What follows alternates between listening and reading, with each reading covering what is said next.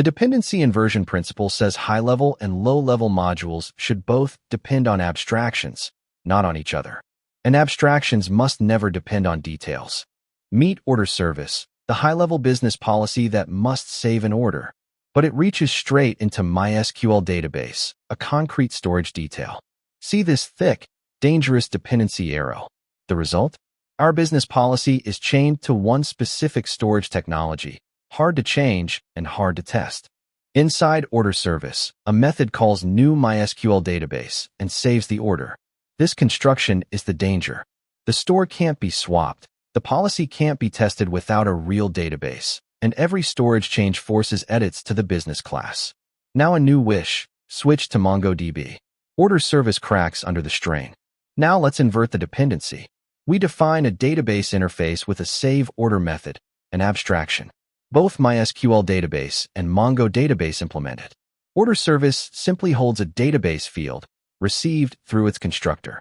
This is dependency injection.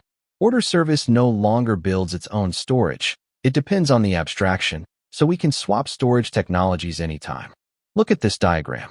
At its center sits the database interface, exposing save. OrderService now depends on this abstraction, not a concrete class.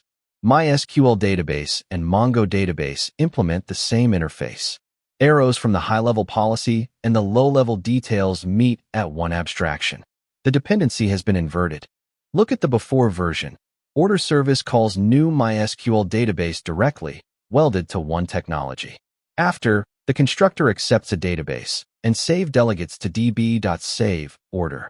The business policy no longer names a concrete store. Because OrderService depends on an abstraction, we inject a fake in-memory database for testing. Call save, then confirm the order was stored. Same policy works, no real database needed. Depend on abstractions, not concrete classes, and inject the details from outside.